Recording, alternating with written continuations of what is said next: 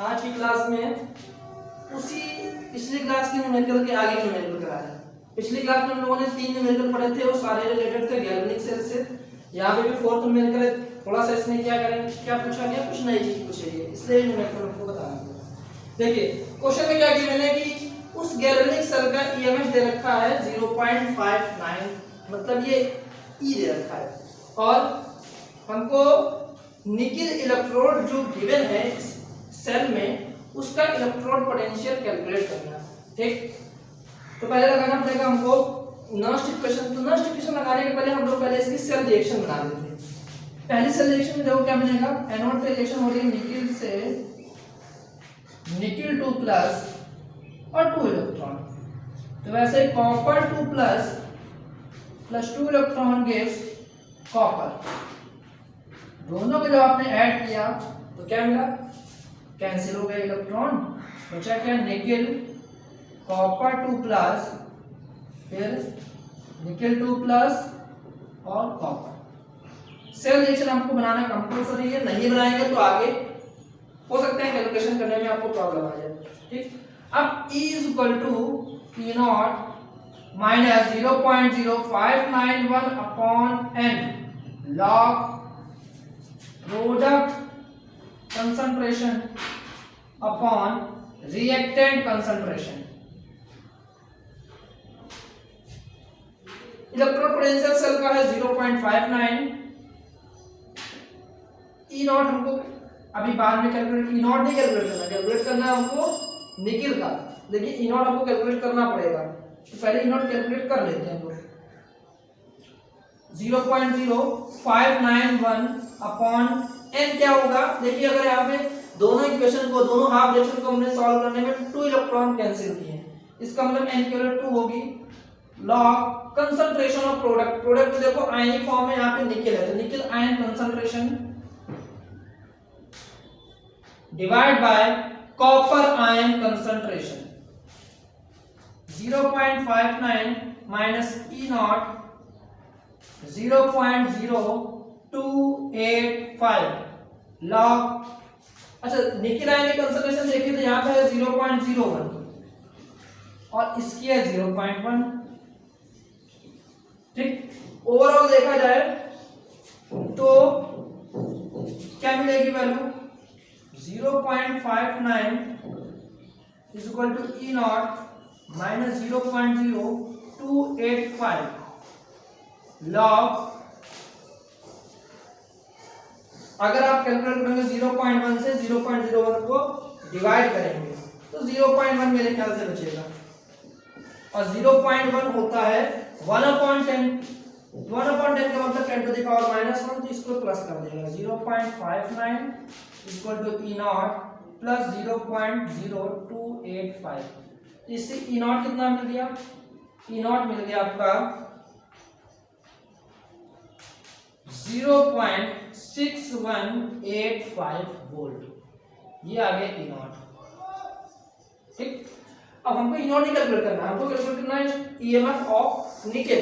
तो E0 को हम लोग को पता होगा, E0 से जो हम लोग कहते हैं ER minus EL। E0 cell is equal to EMF of right cell minus EMF of left cell. तो राइट सेल यहाँ पे निकिल है, तो निकिल का इलेक्ट्रोड, सॉरी राइट सेल यहाँ पे कॉपर है, कॉपर का electrode potential minus nickel electrode potential. अब देखिए E0 से हम लोग ऊपर कैलकुलेट करके आए हैं 0.6985, कॉपर 2 प्लस का इलेक्ट्रोड पोटेंशियल 0.34, और कैलकुलेट करना है निकिल का इलेक्ट्रोड पोटेंशियल। तो अगर आप यहां से देखेंगे तो इससे निकिल का इलेक्ट्रोड पोटेंशियल निकल आएगा, कैसे, इसमें इसको माइनस करेंगे। ठीक है, तो यहाँ पे इलेक्ट्रोड पोटेंशियल निकिल का निकलेगा नेगेटिव। ठीक,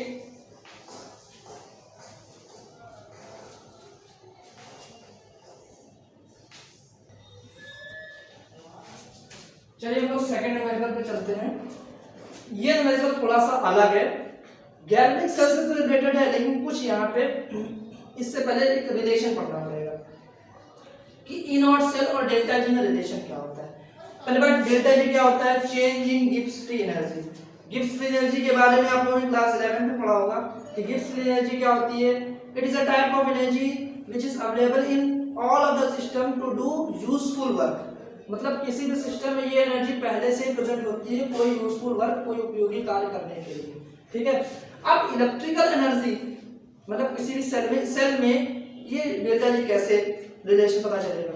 तो यहाँ पे जैसे किसी सिस्टम की बात की जाए तो यहाँ भी एक गैल्वेनिक सेल एक टाइप का सिस्टम है, ठीक। अब सिस्टम में यहाँ पे एनर्जी कौन सी अवेलेबल है, इलेक्ट्रिकल एनर्जी अवेलेबल है। और वो इलेक्ट्रिकल एनर्जी किससे मिलती है, वो इलेक्ट्रिकल एनर्जी इलेक्ट्रॉन के ट्रैवलिंग से मिलती है। तो कहने का मतलब यहाँ पे यह है कि यहाँ पे number of moles of electron के ट्रैवलिंग से, क्योंकि ये number of moles of electron पहले से सिस्टम में अवेलेबल है, तो इसका मतलब वो सिस्टम की ही एनर्जी है। तो उस ट्रैवलिंग से जो ईएमएफ जनरेट होता है उसका गिब्स फ्री एनर्जी में रिलेशन हम लोग को यहाँ पे ध्यान रखना है कि जो होता है वो delta G naught is equal to होता है minus N F E naught से, ठीक। ये हमारा यहाँ पे रिलेशन होता है। अभी ये सब चीजें हमको देखो, ये तो हमको रिएक्शन से पता चल जाएगी, जैसे अभी दिख रही है 2 इलेक्ट्रॉन कैंसिल हो जाएंगे तो एनकी वैल्यू यहाँ पे 2 है। एफ हमारा फैराडे कांस्टेंट, इसकी तो बात करनी ही नहीं है, हमें कैलकुलेट करना पड़ेगा पहले ई नॉट सेल, तब जाके हम लोग डेल्टा जी कैलकुलेट कर पाएंगे। तो सबसे पहले ई नॉट सेल को कैलकुलेट करते हैं, ठीक। तो अगर हम ई नॉट सेल की बात करें तो फॉर्मूला होता है EMF of right cell minus EMF of left cell.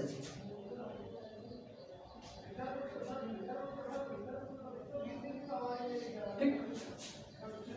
अच्छा, राइट सेल अगर हम इस पे चले लोन आरआरसीपी, लोन आरआरसीपी में लेफ्ट सेल पे होता है ऑक्सीडेशन और राइट सेल पे होता है रिडक्शन। मतलब जिसमें ऑक्सीडेशन हो रहा है वो लेफ्ट सेल बन जाएगा, जिसमें रिडक्शन हो रहा है वो राइट सेल बन जाएगा। देखिए अगर ध्यान से देखेंगे तो जिंक में इलेक्ट्रॉन रिमूव हो गया, तो रिमूवल ऑफ इलेक्ट्रॉन के लिए क्या बात हो सकती है कि रिमूवल ऑफ इलेक्ट्रॉन में ऑक्सीडेशन होगा तो वो लेफ्ट सेल बन जाएगा, और अगर लेफ्ट सेल बन गया जिंक तो बचा क्या सिल्वर, सिल्वर हो जाएगा राइट सेल। तो मतलब EMF of silver minus EMF of zinc,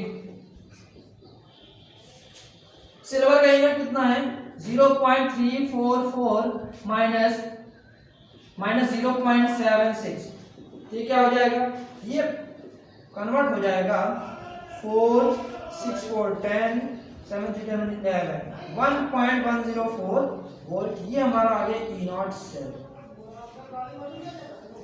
एक आंसर हमको ये मिल गया। सेकंड हमको कैलकुलेट करना है Gibbs free energy, delta G naught is equal to minus N F E naught cell. N यहाँ पे कैसे क्या होगा, देखिए यहाँ पे ध्यान देंगे तो एन हमारा क्या है 2 इलेक्ट्रॉन। अगर हम इन दोनों हाफ रिएक्शन को मर्ज कर देंगे, जोड़ देंगे तो 2 इलेक्ट्रॉन कैंसिल हो जाएंगे, पूरी रिएक्शन ऐड हो जाएगी। तो delta G naught is equal to minus का 2, एन हमारा क्या है, एन हमारा रख दिया गया, एफ हमारा क्या है फैराडे कांस्टेंट। अच्छा, फैराडे कांस्टेंट क्या होता है, तो फैराडे कांस्टेंट की डेफिनेशन याद रखिएगा, कभी-कभी एक नंबर में डेफिनेशन पूछने वाली जाती है, कभी-कभी अगर बात करें तो जैसे मान लिया अगर वाइवा हुआ, प्रैक्टिकल वर्क हुआ, बाहर से कोई टीचर आया तो उसने कभी-कभी फैराडे क्या होता है, फैराडे कांस्टेंट क्या होता है डेफिनेशन पूछी जाती है। तो आपको सीधा ये बताना है कि the charge on 1 mole of electron is called Faraday constant. तो यहाँ पे ये करना है 96500, यहाँ पे इसका फैराडे कांस्टेंट हो गया और ई नॉट सेल हो गया 1.104 जो हम लोग ऊपर कैलकुलेट करके आए हैं। यहाँ जब रख देंगे तो जूल वैल्यू निकल जाएगी, क्योंकि यहाँ पे डेल्टा जी क्या है, वर्क है।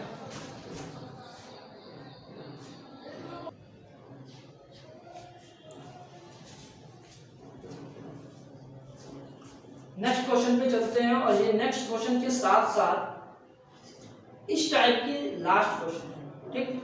मतलब अब आपको जो न्यूमेरिकल करेंगे वो एक जैसे एक दूसरे से रिलेटेड ही मिलेंगे। उसके जैसे मान लें किसी ने अगर गिब्स फ्री एनर्जी निकालनी है तो पहले ईएमएफ हम लोग को कैलकुलेट करना पड़ेगा, किससे, with the help of first equation से, तब जाके हम लोग गिब्स फ्री एनर्जी निकालनी पड़ेगी। तो ऐसे कई सारे हैं जो एक दूसरे से रिलेटेड होंगे। मतलब अगर पूछा जाए तो अब कोई नया टाइप का न्यूमेरिकल इसमें नहीं, केवल ये इस टाइप का न्यूमेरिकल उसको दिखा दे रहा है। देखिए इसमें करना क्या है कि 3 आपको कन्वर्जन दे रखे हैं, एक है परमैंगनेट टू मैंगनीज आयन, दूसरा है मैंगनीज डाइऑक्साइड से मैंगनीज आयन, और तीसरा है dichromate two chromium ion.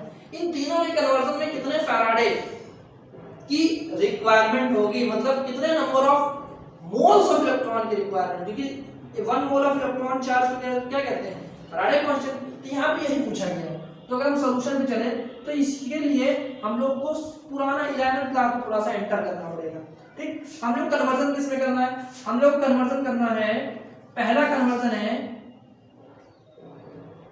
MnO4 - 2 Mn2+। ठीक, तो ये रखा हम लोगों ने MnO4 माइनस और यहाँ गिब्स का साइन लगा दिया और कर दिया Mn2+। तो ध्यान होगा आप लोगों ने आयन इलेक्ट्रॉन मेथड आप लोगों ने पढ़ा है रिडॉक्स रिएक्शन में, वही यहाँ पे यूज करना है। तो एसिडिक मीडियम, यहाँ जितनी भी रिएक्शन हो रही है सारी एसिडिक मीडियम की रिएक्शन है, तो एसिडिक मीडियम वाला यहाँ पे स्टेप लगाने हैं। पहला स्टेप क्या होता है, मेन एटम को बैलेंस करना। देखो मेन एटम यहाँ पे मैग्नीज है, तो यहाँ पे मैग्नीज बैलेंस है, जितना इधर है उतना ही इधर है, तो मैग्नीज को बैलेंस करने की जरूरत नहीं है बचा। अब इसके बाद सेकंड स्टेप होता है कि ऑक्सीजन को बैलेंस करना। तो ऑक्सीजन को बैलेंस करने के लिए एसिडिक मीडियम में रूल होता है कि जिस तरफ जितने ऑक्सीजन कम होते हैं उस तरफ उतने ही ऑक्सीजन ऐड किए जाते हैं। तो यहाँ पे 4 ऑक्सीजन है, यहाँ पे एक भी नहीं है, मतलब यहाँ पे 4 ऑक्सीजन कम है, तो यहाँ पे उतने ही H2O जोड़ दो, मतलब वाटर मॉलिक्यूल ऐड कर देंगे। और अपोजिट साइड में डबल H+ आयन, मतलब 8 H+ आयन आपको ऐड करने पड़ेंगे। इसके बाद आपका स्टेप होता है इलेक्ट्रॉन बैलेंसिंग या चार्ज बैलेंसिंग। चार्ज बैलेंसिंग में हम लोग, क्योंकि ये मेथड का नाम है आयन इलेक्ट्रॉन मेथड, इसलिए यहाँ पे हम लोग इलेक्ट्रॉन को ऐड करके ही चार्ज बैलेंस करेंगे। देखिए 8+ और 1 माइनस, तो इधर बचा 7+, उधर बचा 2+। इलेक्ट्रॉन को होता है माइनस, तो 2+ को कम करेगा, तो जहां पे प्लस ज्यादा है उधर ही इलेक्ट्रॉन ऐड करने पड़ेंगे। तो यहाँ पे 7+ है, यहाँ 2+, तो अगर हम यहाँ पे 5 इलेक्ट्रॉन ऐड कर दें तो यहाँ पे दोनों तरफ 2+ चार्ज बचेगा। अब देखा जाए तो ओवरऑल रिएक्शन बैलेंस हो गई है, और ओवरऑल रिएक्शन बैलेंस होने में यहाँ पे 5 इलेक्ट्रॉन का मतलब है 5 मोल ऑफ इलेक्ट्रॉन, तो मतलब 5 फैराडे की रिक्वायरमेंट यहाँ पे पड़ेगी। मतलब आंसर क्या हो गया, 5 फैराडे। ठीक, सेकंड कन्वर्जन क्या है, सेकंड कन्वर्जन है MnO2 से Mn2+। तो MnO2 एरो Mn2+, यहाँ भी वही मेथड लगाना पड़ेगा आयन इलेक्ट्रॉन मेथड। उसमें क्या करेंगे, पहले वही मेन एटम को पहले बैलेंस कर दो। यहाँ पे मैग्नीज और मैग्नीज एक ही है दोनों तरफ, मेन एटम बैलेंस है। ऑक्सीजन को बैलेंस करने की बारी आई, तो यहाँ पे ऑक्सीजन 2 है, उधर ऑक्सीजन एक भी नहीं, मतलब इधर 2 ऑक्सीजन कम है, तो उतने ही H2O जोड़ देंगे। और अपोजिट साइड में डबल H+ आयन, मतलब 4H+ आयन। अब बात आती है कि चार्ज को कैसे बैलेंस किया जाए। तो 4+ इधर है, 2+ इधर है, इलेक्ट्रॉन वहां ऐड करेंगे जहां प्लस ज्यादा होगा, क्योंकि ये प्लस को कम कर देगा। इसलिए यहाँ पे अगर हम 2 इलेक्ट्रॉन ऐड कर दें तो फिर 2+ इधर ही बचा, 2+ इधर ही बचा। तो यहाँ पे इस कन्वर्जन के लिए हमको 2 फैराडे की रिक्वायरमेंट होगी। तो इस कन्वर्जन के लिए आंसर क्या आ जाएगा, 2 फैराडे। थर्ड कन्वर्जन ध्यान से देखने वाला है, थर्ड कन्वर्जन Cr2O7 2- से Cr3+। अब देखो Cr2O7 2 बात करें Cr3+।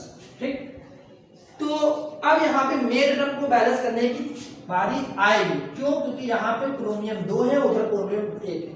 तो पहला स्टेप मेन एटम को बैलेंस करना है, मेन एटम यहाँ क्रोमियम बैलेंस करना पड़ेगा। यहाँ पे क्या करेंगे, 2 से मल्टीप्लाई कर दिया, 2 आगे लगा दिया, तो यहाँ पे क्रोमियम बैलेंस हो गए। इसके बाद ऑक्सीजन बैलेंस करने हैं, वही मेथड, जिस तरफ जितने ऑक्सीजन कम होंगे उस तरफ उतने ही H2O ऐड किएंगे। तो यहाँ पे 7 ऑक्सीजन है, यहाँ पे एक भी नहीं है, तो 47 H2O यहाँ पे ऐड करने पड़ेंगे। फिर इसके बाद का स्टेटमेंट होता है उसके अपोजिट साइड में डबल H+, तो यहाँ पे 7 H2O आपने ऐड किया, तो यहाँ पे 14 H+ ऐड करने पड़ेंगे। अब बारी आई चार्ज बैलेंसिंग के लिए, तो यहाँ 14 + 2 - 2 12+ बचे, वहां 6+ बचे। इलेक्ट्रॉन वहां ऐड करने हैं जहां पे प्लस ज्यादा हो, क्योंकि वो प्लस को कम करेगा।